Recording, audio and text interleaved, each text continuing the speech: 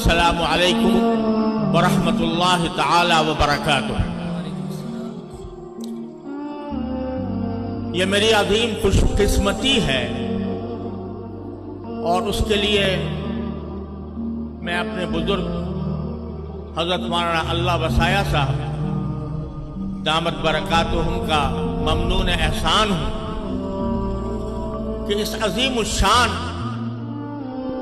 नबूवत के परवानों के इज्तिमा में मुझ नाकारा और नाचीज को उन्होंने शिरकत का शरफ अता फरमाया। अल्लाह तबारक व तआला उनको इसकी बेहतरीन जज़ा दुनिया और आखिरत में अता फरमाए। ये इंसानों के सरों का ठाटे मारता हुआ समंदर जो निगाहों को सुरूर और नूर बख्श रहा है, ये दर हकीकत हुजूर नबी करीम सरवर दो आलम मोहम्मद मुस्तफ़ा सल्लल्लाहु ताला अलैहि वसल्लम के साथ उम्मत मुस्लिमा की मोहब्बत का और रसूल करीम सरवर दो आलम सल्लल्लाहु अलैहि वसल्लम के नामूस पर और आपके खत्म नबूवत के अकीदे पर अपनी जानो माल और आबरू निसार करने वालों का मजमा है। और इनके साथ शरीक हो जाना और इनकी रफाकत में चंद लम्हे गुजार लेना भी मैं एक अजीम सआदत समझता हूं। अल्लाह तबारक व तआला इस अजीम कॉन्फ्रेंस और उसके अजीम इज्तिमा में शरीक होने वाले हर फर्द पर अल्लाह तबारक व तआला अपनी रहमतों की बारिश बरसाए और नबी करीम सरवर दो आलम सल्लल्लाहु अलैहि वसल्लम की मोहब्बत पर कुर्बान होने का जज्बा अता फरमाए। मैंने अभी एक हदीस आपके सामने पढ़ी है जिसमें खुद रसूल करीम सरवर दो आलम सल्लल्लाहु अलैहि वसल्लम ने इरशाद फरमाया कि तुम में कोई शख्स उस वक्त तक मोमिन नहीं हो सकता, उस वक्त तक वो मुसलमान कहलाने का मुस्तहिक नहीं हो सकता जब तक कि मैं यानी जनाबी नबी करीम सल्लल्लाहु अलैहि वसल्लम उसको अपनी जान से, अपने माल से,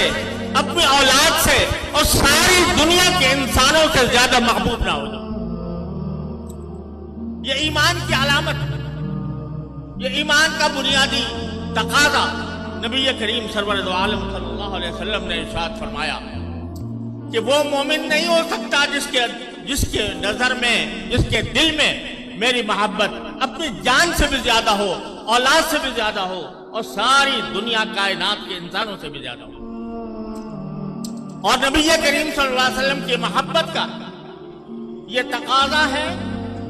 कि सरकार दो आलम सल्लल्लाहु अलैहि वसल्लम को अल्लाह तबारक व तआला ने जिन सिफात के साथ मबऊस फरमाया उनमें से एक एक सिफत के ऊपर बंदा अपनी जान कुर्बान करे। उन सिफात में बहुत बड़ी अजीम सिफत ये थी कि सारे अंबिया किराम अलैहिमुस्सलाम जो पहले तशरीफ लाए वो किसी एक कौम के लिए आते थे, किसी एक कबीले के लिए आते थे, किसी एक खित्ता जमीन के लिए आते थे, लेकिन अल्लाह जल्ल जलालुहु ने हुजूर नबी करीम सरवर दो आलम सल्लल्लाहु अलैहि वसल्लम के बारे में ये ऐलान फरमा दिया कि मा अरसलनाका इल्ला काफ़तल लिन्नास बशीरन व नज़ीरा, कि हमने आपको सिर्फ अरबों के लिए नहीं, सिर्फ मक्के वालों के लिए नहीं, सिर्फ हिजाज वालों को नहीं, बल्कि पूरी इंसानियत के लिए हमने आपको रसूल बनाकर भेजा। और इंसानियत के मफहूम में,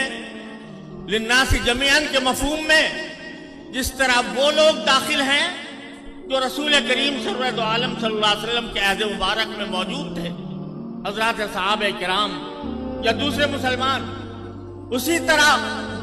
आपके बाद आने वाले, आपके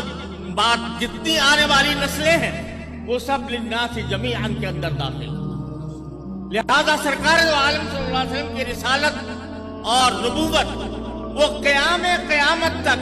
آنے والے تمام انسانوں کے لیے ہے، تمام انسانوں کے لیے آپ رسول ہیں، اور کوئی شخص جو سرکار دو عالم صلی اللہ علیہ وسلم کے بعد آئے اس کے نبی ہونے کا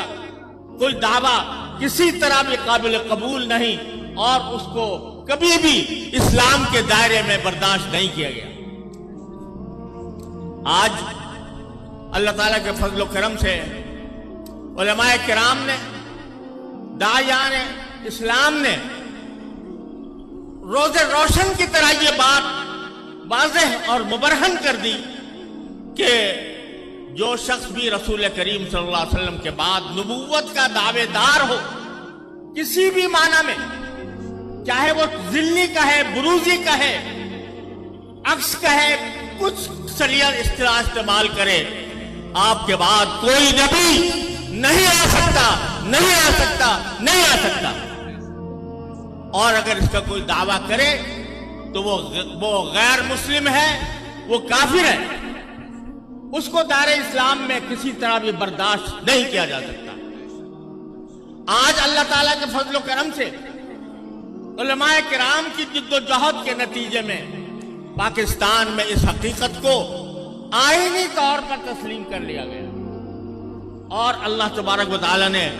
پاکستان کو یہ خصوصیت عطا فرمائی کہ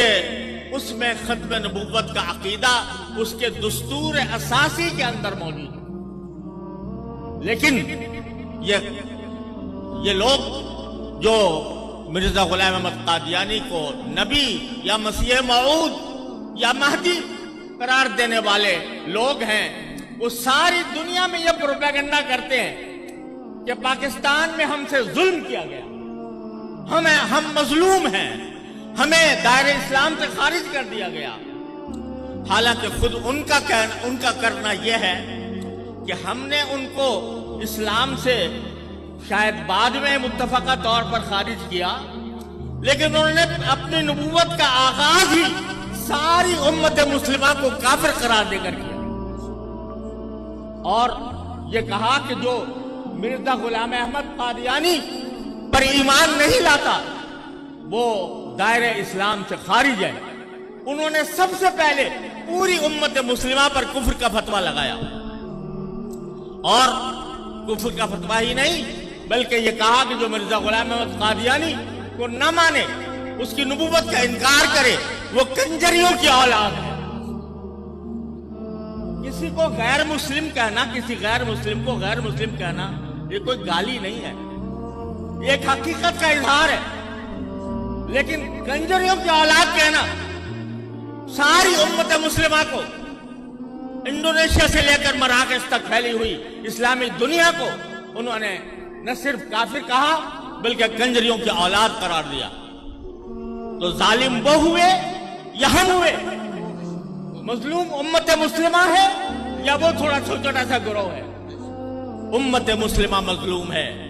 امت مسلمہ مظلوم ہے۔ ان کے کلیجوں کو سرکار دو عالم صلی اللہ علیہ وسلم کی ناموس پر حملہ کر کے، آپ کے ختم نبوت پر حملہ کر کے چھلنی کیا گیا، اور اس کے نتیجے میں پوری امت مسلمہ ان کے ظلم و ستم کا شکار رہی۔ ان کی سیاسی ہتھ کنڈوں نے نہ جانے کتنے حریت پسند مسلمانوں کے راستے میں کانٹے بچھائے، اور ان کے لیے انہوں نے راستے بند کیے، ان کے راہ میں رکاوٹیں کھڑی کی، روڑے اٹکائے۔ تو ظلم در حقیقت اس شخص نے کیا جس نے سب سے پہلے یہ کہا کہ میں محمد رسول اللہ صلی اللہ علیہ وسلم کے بعد نبی بن کر آیا ہوں، بلکہ یہ بکواس کی کہ میں عین محمد رسول اللہ صلی اللہ علیہ وسلم کا مظہر ہوں، والعیاذ باللہ۔ تو اللہ تبارک و تعالیٰ کے فضل و کرم سے ہم کسی پر ظلم نہیں کرتے، ہم حق بات کہتے ہیں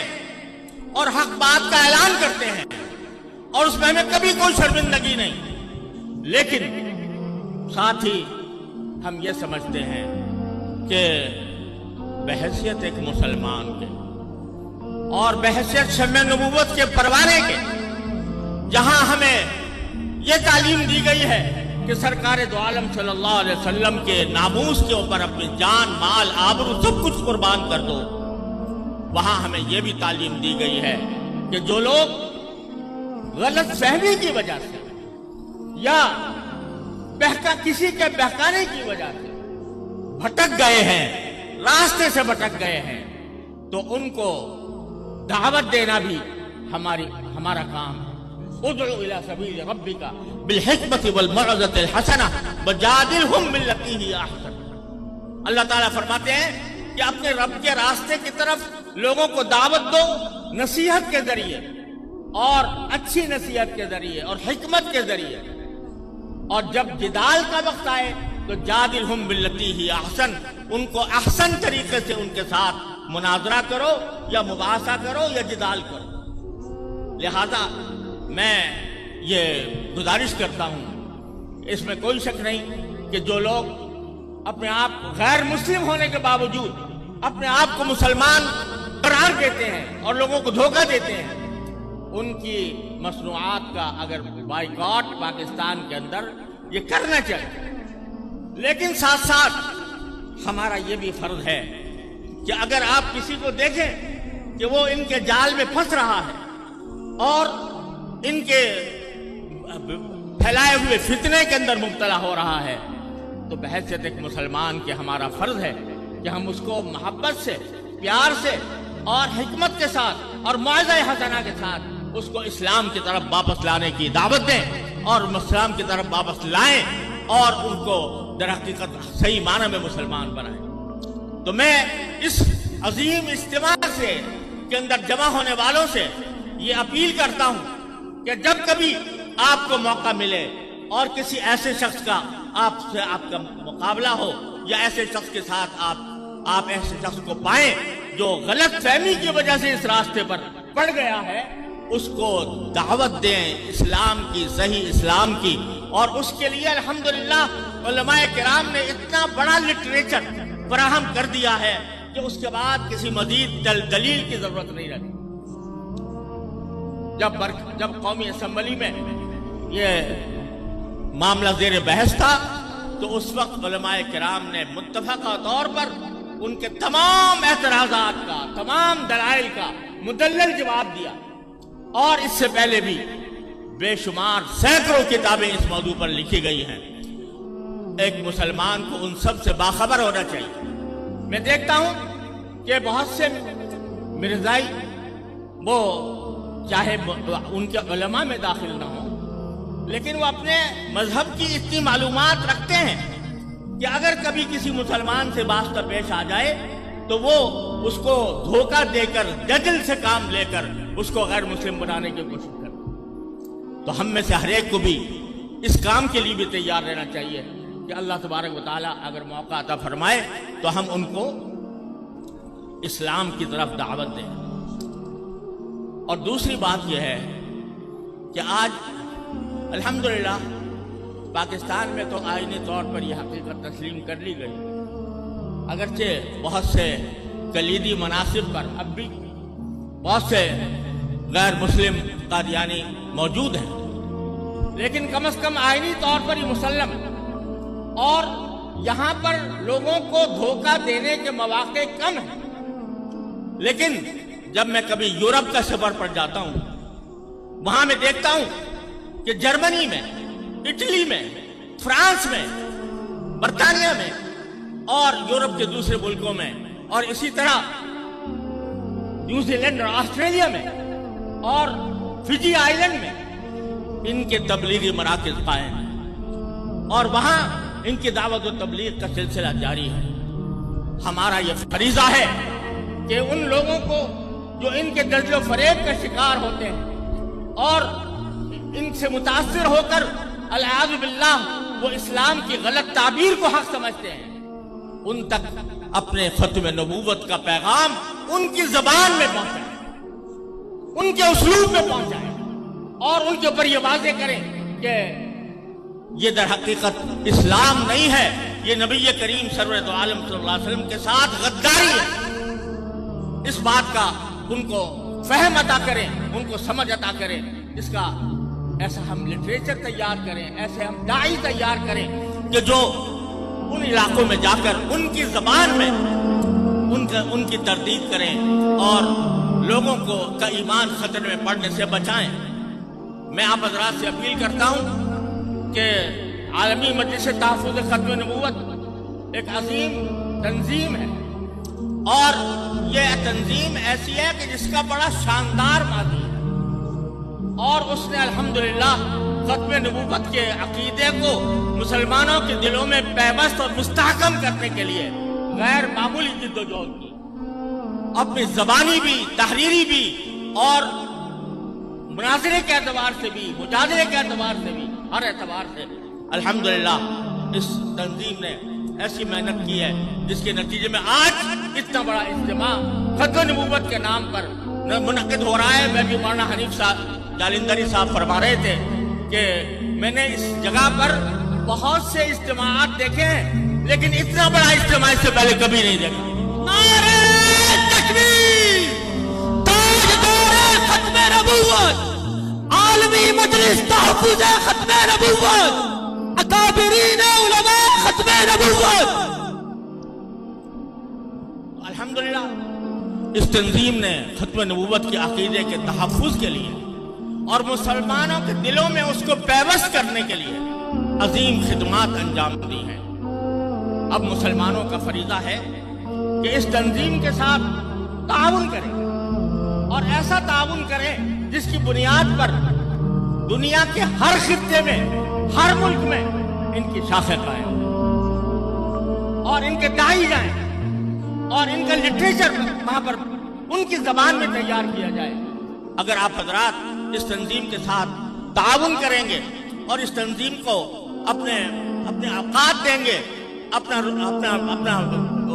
روپیہ دیں گے، اپنا مال دیں گے، تو انشاءاللہ یہ تنظیم اس قابل ہوگی کہ دنیا کی آخری حدود تک ختم نبوت کا پیغام پہنچائے۔ اللہ تبارک و تعالی اس کو بھی اس کی توفیق عطا فرمائے اور ہم سب کو اس کی توفیق عطا فرمائے۔ وآخر دعوانا الحمدللہ۔